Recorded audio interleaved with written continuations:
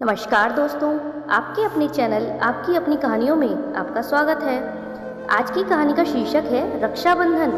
दोस्तों, आपको कहानी अच्छी लगे तो वीडियो को लाइक कीजिएगा और चैनल पर नए हो तो चैनल को सब्सक्राइब कीजिएगा। चलिए कहानी शुरू करते हैं। मेरे सामने तो तुम उसे राधा बहन मत बोलो, मुझे तो यह गाली की तरह लगता है। मालती भड़क उठी। अगर उसने बिना कुछ पूछे अचानक आकर मुझे राखी बांध दी तो इसमें मेरा क्या कसूर है? मैंने तो उसे ऐसा करने के लिए नहीं कहा था।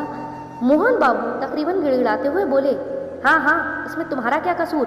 उस नीच जाति की राधा से तुमने नहीं तो क्या मैंने राधा बहन कहकर नाता जोड़ा था? अरे रिश्ता जोड़ा है तो राखी तो वह बांधेगी ही। उसका मन रखने के लिए मैंने उससे राखी बंधवा भी ली तो ऐसा कौन सा भूचाल आ गया जो तुम इतना बिगड़ रही हो? उंगली पकड़ते पकड़ते ही हाथ पकड़ते हैं ये लोग। अरे आज राखी बांधी है तो कल भाई दूज पर खाने को बुलाएगी। तुमको तो जाना भी पड़ेगा, आखिर रिश्ता जो जोड़ा है। मगर मैं तो ऐसे रिश्तों को निभा नहीं पाऊंगी। मालती ने अपने मन का सारा जहर उगल दिया। राधा अभी राखी बांधकर गई ही थी कि उसे याद आया कि वह मोहन बाबू को मिठाई खिलाना तो भूल ही गई थी। अपने घर से मिठाई लाकर वो खुशी खुशी मोहन बाबू के घर आ रही थी, मगर मोहन बाबू और उनकी बीवी मालती की आपस में हो रही बहस सुनकर उसके पैर ठिठक कर आंगन में ही रुक गए। जब राधा ने उनकी पूरी बात सुनी तो उसके पैरों तले जमीन खिसक गई। उसे लगा जैसे उसने कोई बहुत बड़ा अपराध कर दिया हो। वह चुपचाप उल्टे पैर लौट आई। उसकी आंखों में आंसू छलक आए थे। मोहन बाबू सरकारी स्कूल में टीचर थे। तकरीबन 6 महीने पहले ही वह इस गांव में तबादला होकर आए थे। यह गांव शहर से काफ़ी दूर था, इसीलिए मजबूरन उन्होंने यहीं पर एक मकान किराए पर ले लिया। मोहन बाबू बहुत ही मिलनसार और अच्छे इंसान थे। बहुत जल्दी ही गांव वालों से घुल मिल गए। गांव का हर आदमी उनकी इज्जत करता था क्योंकि वे छुआछूत, जात पात वगैरह ढकियानुसी बातों को नहीं मानते थे। मोहन बाबू के मकान से कुछ ही दूरी पर राधा एक झोपड़ीनुमा मकान में रहती थी। उसका लड़का मोहन बाबू के स्कूल में पढ़ता था। राधा थी तो विधवा, मगर मजदूरी करके वह अपने बेटे को पढ़ाना चाहती थी। उसी पर उसकी जिंदगी की सारी उम्मीदें टिकी हुई थी। इसीलिए वह समय समय पर स्कूल आकर उसकी पढ़ाई लिखाई के बारे में पूछती रहती थी। उसके बेटे के चलते ही मोहन बाबू की उससे जान पहचान थी। मोहन बाबू भी राधा के बेटे को बहुत चाहते थे क्योंकि वह पढ़ने लिखने में बहुत तेज था। इसीलिए वे खुद उसके बेटे पर ज़्यादा ध्यान देते थे। राधा जब भी स्कूल आती उनसे ही मिलती और अपने बेटे के बारे में ढेरों बातें करती। मोहन बाबू राधा को राधा बहन कहकर ही बात करते थे। उनके लिए तो यह केवल संबोधन ही था, मगर राधा तो सचमुच ही उन्हें अपना भाई समझने लगी थी। तभी तो रक्षाबंधन के दिन बिना कुछ सोचे समझे उसने उन्हें राखी बांध दी थी। राधा को अपनी गलती का एहसास तब हुआ जब उसने उनकी और मालती की आपस में हो रही बातें सुनी। उसके बाद उसने मोहन बाबू के घर जाना ही बंद कर दिया। एक बार 2-3 दिन तक मोहन बाबू स्कूल नहीं आए। अब तो राधा को चिंता होने लगी। मोहन बाबू ने चाहे उसे ऊपरी तौर पर बहन माना था, मगर उसके लिए वह रिश्ता दिल की गहराइयों तक बैठ चुका था। लगातार 2-3 दिनों तक उनका स्कूल न आना राधा के लिए चिंता की बात बन गया।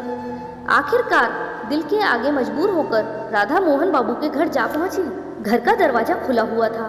उसने बाहर से ही 2-4 बार आवाजें लगाईं, मगर जब काफी देर तक अंदर से कोई जवाब नहीं आया तो वह किसी डर से सिहर उठी। मोहन बाबू पलंग पर चुपचाप लेटे थे। राधा ने पलंग के पास जाकर आवाज लगाई, भैया भैया, मगर उन्होंने कोई जवाब नहीं दिया। वह घबरा गई और उसने उन्हें झकझोर दिया, मगर उन्होंने तब भी कोई जवाब नहीं दिया।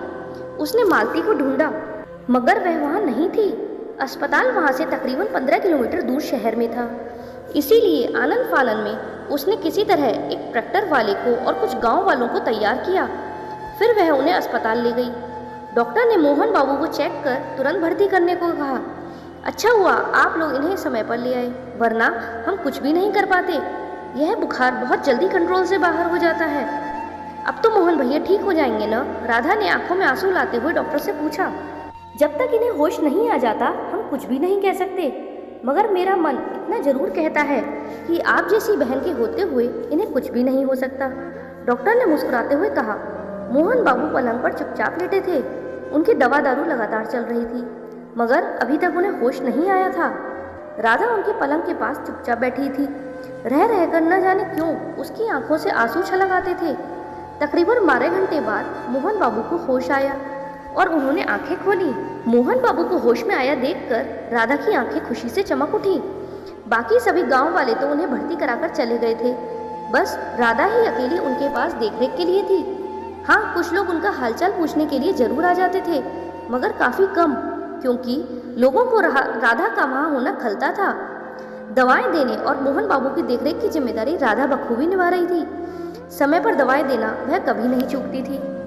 मोहन बाबू के मैले पसीने से सने कपड़े धोने में राधा को जरा भी संकोच नहीं होता था। उसे खुद के भोजन का तो ध्यान नहीं रहता, मगर उन्हें डॉक्टर की सलाह के मुताबिक भोजन लाकर जरूर खिलाती। मालती अपने मायके गई हुई थी। उसे टेलीग्राम तो कर दिया था, लेकिन उसे आने में 3 दिन लग गए। तीसरे दिन वह घर आ पहुंची। जब मालती अस्पताल गई तो राधा मोहन बाबू के पलंग के पास बैठी थी और मोहन बाबू खाना खा रहे थे। उसे देखते ही उनके हाथ मानो थम से गए। मालती देवी को देखते ही राधा उठ खड़ी हुई और उनके पास आकर बोली, भाभी, अब आप अपनी जिम्मेदारी निभाइए। राधा जाने के लिए पलटी, मगर फिर वह एक पल के लिए रुककर बोली, और हाँ, मैंने इन्हें अपने घर का खाना नहीं खिलाया है। होटल से लाकर खिलाना तो मेरी मजबूरी थी। हो सके तो इसके लिए मुझे माफ़ कर देना। मालती बस हैरान सी खड़ी होकर उसे जाते हुए देखती रह गई, मगर कुछ बोल नहीं पाई। राधा के इन शब्दों को सुनकर मालती समझ चुकी थी कि शायद राधा रक्षाबंधन पर उसके और मोहन बाबू के बीच हुए झगड़े को सुन चुकी है। कुछ ही दिनों में मोहन बाबू ठीक हो गए और उन्हें अस्पताल से छुट्टी मिल गई, मगर राधा उनके घर नहीं आई, बस लोगों से ही उनका हालचाल मालूम कर लिया करती थी। एक दिन अचानक मालती राधा के घर जा पहुंची। राधा कुछ चौंक सी गई। बैठने के लिए नहीं कहोगी राधा बहन? मालती ने ही चुप्पी तोड़ी। हाँ हाँ, बैठो भाभी, राधा ने हिचकिचाते हुए कहा और चारपाई बिछा दी। कल भाई दूज है। हमारे यहाँ तो बहनें इस दिन अपने घर भैया भाभी को भोजन के लिए बुलाती हैं। क्या तुम्हारे यहाँ ऐसा रिवाज नहीं है? मालती बोली। तब राधा ने कहा, है तो, मगर कुछ नहीं, हमें और शर्मिंदा मत करो। हम दोनों कल तुम्हारे यहाँ खाना खाने आएंगे। मालती ने कुछ शर्मिंदा होकर कहा। राधा की आंखें खुशी से नम हो गईं। उसे आज लग रहा था कि मोहन बाबू को भाई बनाकर उसने कोई गलती नहीं की है। तो दोस्तों, कैसी लगी कहानी? अगर अच्छी लगी हो तो वीडियो को लाइक, शेयर और सब्सक्राइब जरूर कीजिएगा। धन्यवाद।